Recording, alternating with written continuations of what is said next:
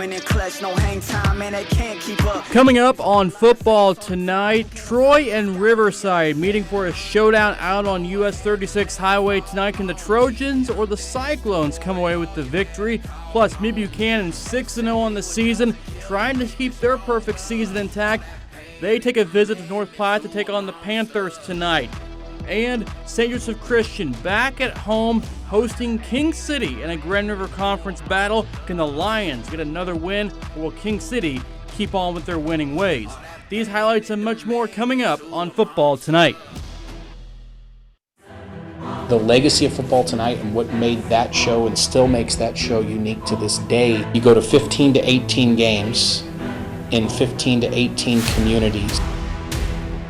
Hello again, everybody. Welcome to Football Tonight. We got an exciting show for you.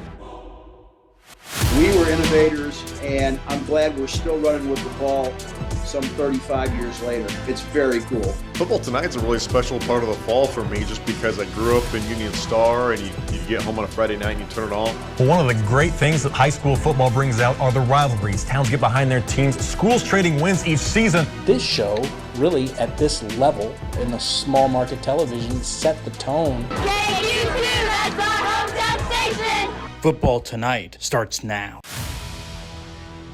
Game time, bet I'm coming in clutch, no hang time, man, they can't keep up. The game's on the line, seconds on the time. Who can't fight? It's gotta be us. Better under pressure, go ahead and let it fall on me. I'm destined for it all, you better call on me. They say what doesn't kill you make you stronger. All that pain, it done made me to a monster.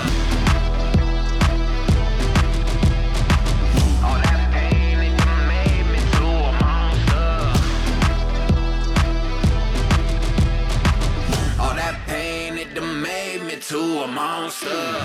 If you guys could just see, Mary Grace was dancing so hard off the side of the camera there. That's how she ends her night, and we're getting ready for our night football tonight. Brett, Scott Stapp of Creed, you probably have heard of him at one point. You and your Creed references. I don't know what you're talking about. But he once said, are you ready? Are you ready for this? Tonight, you ready to start things off on the Kansas side of things? Because we had a really good matchup in Troy, Kansas, and nothing says football like rivalries. Really good, especially when both teams are good going in. Riverside and Troy, heated rivals, 4-1 on the season to go into this game. Let's dive right into it. Let's go to Troy, Kansas. Again, it's the Cyclones and the Trojans. Both teams 4-1, trying to get to 5-1 on the season coming in. Trojans get rolling first in the first half. The handoff to the big running back Jackson Hartman, and the senior leaps to a first down. Later in the first quarter, senior Gannon Bowe, check the elusiveness, scrambles to his left, cuts back to his right. He's slippery as a goldfish, and he scrambles his way in for a 13-yard touchdown. Two-pointer no good, 6-0, Troy up. Head coach Derek Jasper getting his Troy defense fired up as well. Beckham Griffin drops back to pass, but he's brought down by who else? Jackson Hartman for the big sack for the Trojans. But then the Cyclones got rolling. Griffin somehow fits it into junior Chase Hewins.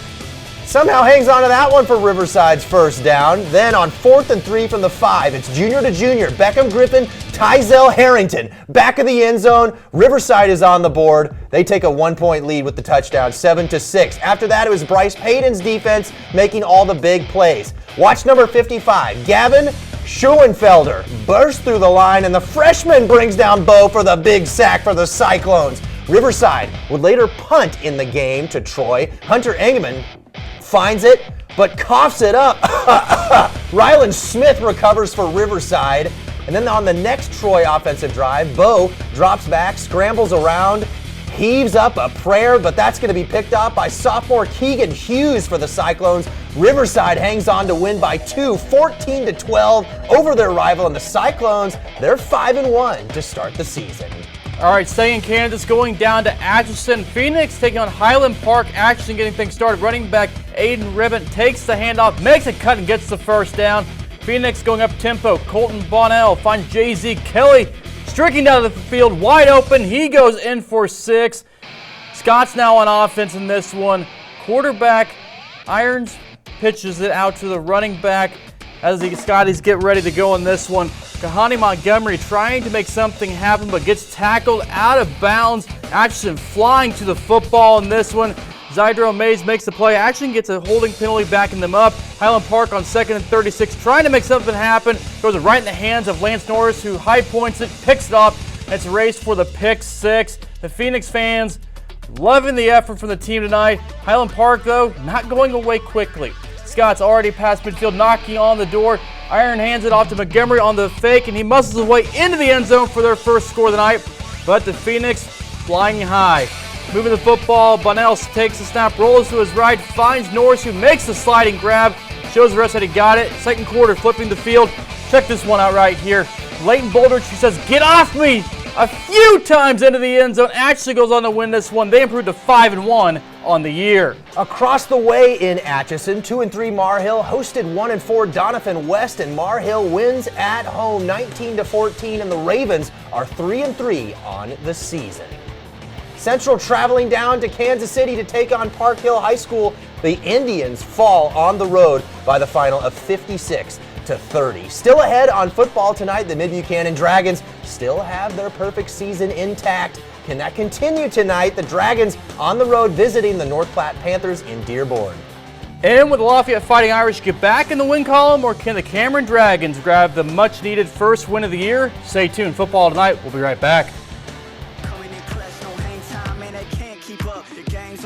Seconds on the time, who can't fight? It's gotta be us. Better under pressure, go ahead and let it fall on. Coming in clutch, no hang time, man, they can't keep up. The game's on the line, seconds on the time, who can't fight? It's gotta be us. Better under pressure, go ahead and let it fall on. Welcome back. Well, it's been a tough few weeks for the Lafayette Fighting Irish, sitting at just 2-4, while their opponent tonight, the Cameron Dragons, they're looking for their first win of the season. West Bell and the Dragons trying to get that first win, hosting Lafayette. Creed Scott Stapp always knew, they say, that time can make a difference, and it does at the end of the second quarter. 14-6 Cameron trying to score. Reed Smith to the end zone. Martrez Thusen, tough play, makes it, but it's incomplete. Cameron another shot before the end of the first half, but Lafayette's defense holding strong. 14-6 at the break in this one. Third quarter, though, look at Bart Hardy and Brad Spinner enjoying the game. Chase Bell right up the gut, and he's going to outrun the defense. The sophomore for the score. Dragons in control. And, you know, for good measure, breathe that fire, Mr. Dragon. Ensuing kickoff, the squib kick. Takes a lot of bounces. Cameron able to recover it in business again. Few plays later. Check out the balance on this play. Carter Flick bounces it to the outside. Watching him do the tightrope. Stops. Stays inbounds, touchdown Cameron. They go on to win this one by a final score of 48-6. In Midland Empire Conference action, 1-5 Benton played at 5-1 St. Pius this evening, and it went about just like everyone thought it would. The Cardinals get shut out 57-0. And tomorrow, the Maryville Spoofhounds traveling to Chillicothe to take on Lutheran North. That game starts at 1 p.m. We will have highlights of that game tomorrow night at 10 o'clock. The Savannah Savages hosting the Chillicothe Hornets, or playing at Chillicothe rather, 28-6 at halftime Friday night. Aiden Knechtenhofer giving Jaden Martinez a chance. Martinez makes the great catch downfield. Then it's Martinez, the jet sweep to left, avoiding multiple tacklers and refusing to go down. Watch number 1. Too big, too strong, too fast. And then later, Jackson Segrist takes the handoff for the short touchdown to put Savannah up 35-6 at that point. And then later, Cooper Robinson takes the snap, avoids the rush, rolling right, fires downfield, but that's going to be tipped and picked off by Jackson Dudek, and Dudek returns it deep into Chillicothe territory to put Savannah in business. Quarterback Maddox Shoup later on tosses it to sophomore Rylanton Cook, and Cook outruns everybody, and he gets in. Savages up 42-6. They go on to win 49-6. They're 5-1 on the year.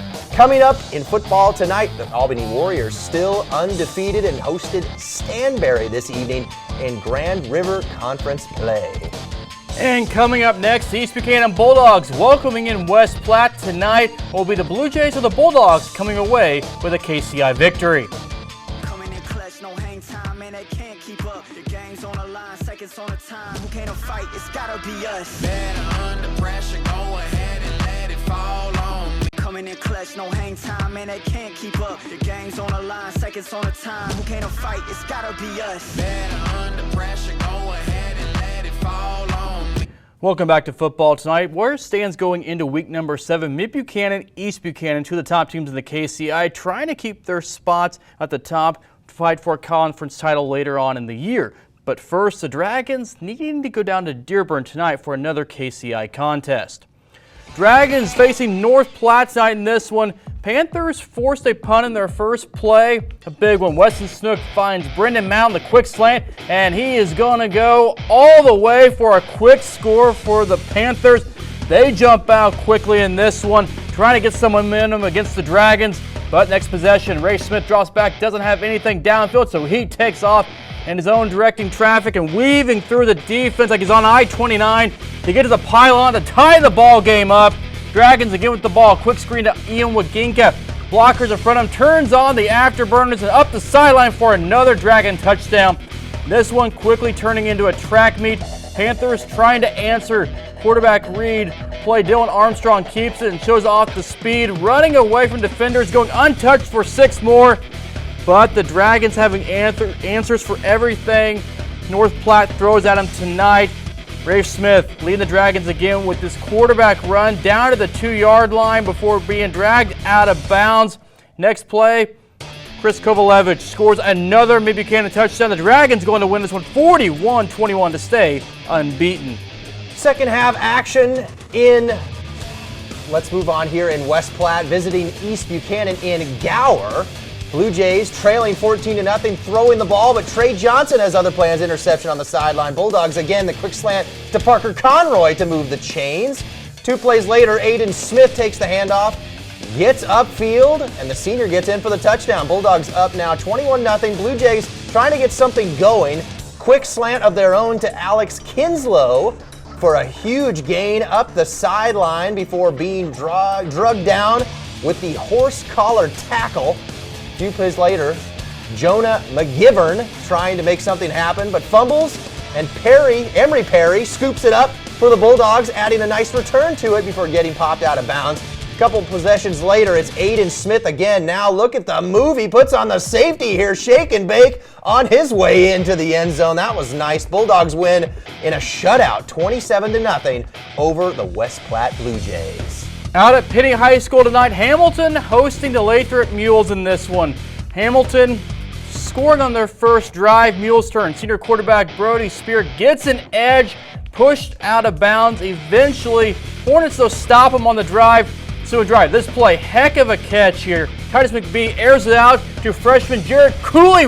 Referee saying he catches it. Very close. Great effort. Touchdown Hornets. 14-0 now. Lathrop needing a spark. They do get one on the ensuing kickoff. Drake Coots follows his blocks, finds some room toward the edge, gets up there, finally brought down by McBee as the last line of defense. Mules looking to air the ball out to Spear, scrambling to his left. Great balance here on the throw. Throws up to Ace Lanning, who makes the catch downfield, but hold on. A holding penalty brings it back. Tough break for Lathrop, then another tough break.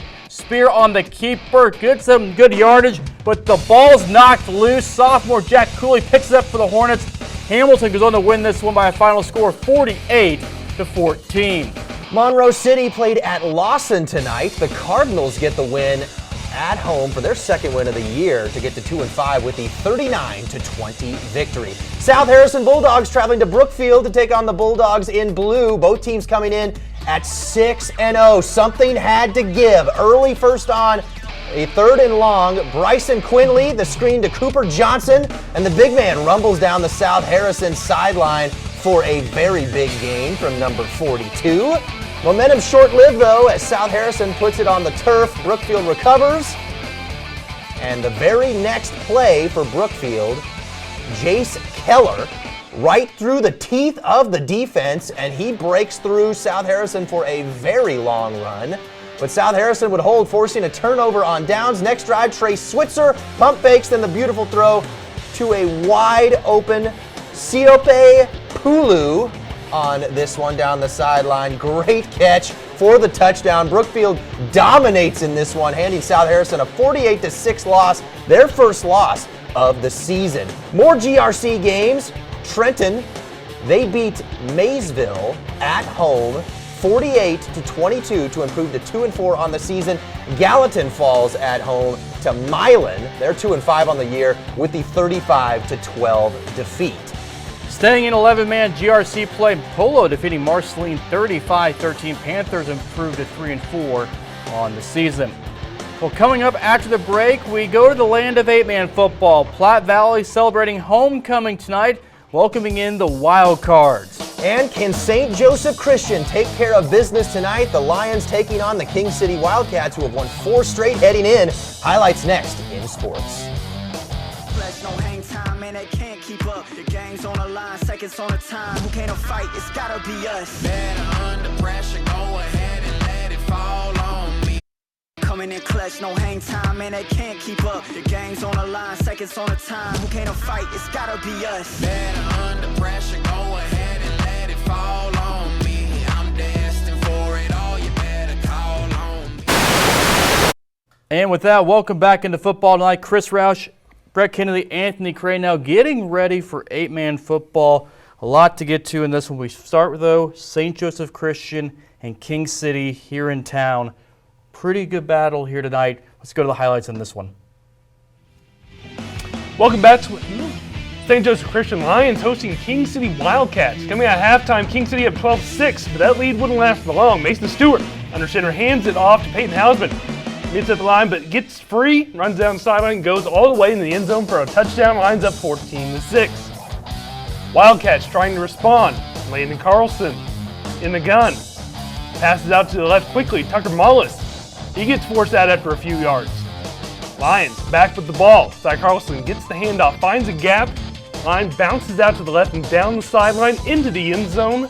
2-point good. Lions will go on to win this one 34-26. Now up to Rosendale. North Andrew hosting the Princeton Tigers this evening. Braxton Linville under center. He keeps, runs out right, stiff arm one defender, then another, and he's finally brought down after getting the first down for the Cardinals. A few plays later, Linville hands off to Levi McAfee, and he finds a wide open field to run into the end zone. First score of the game, Cards up 8-0. Not to be outdone though, Clay Evans in the shotgun a little bit later on, drops back, and he's got Cash Holt in the middle, breaks free, using the long stride down the sideline. Defender tries to bring him down, but he stays on his feet and gets in to score. We are all tied up in the first quarter, but North Andrew not done. Braxton Linville hands it off to McAfee again, and he gets into the end zone for his second touchdown of the night, and now North Andrew up 14-8, and the Cardinals go on to win this one 64-52. High-scoring game in that one. And staying in more 8-man football, Worth County putting up 94 points, beating Plattsburgh 94-32. Plattsburgh defeating Northland Christian 80-10. All right, number 3, Albany hosting Stanberry. Early first quarter, Bulldogs threatening. Parman gives to Heidi. Heidi around the edge, fights through 3 defenders to get in. Bulldogs strike first in this one, but here comes Albany.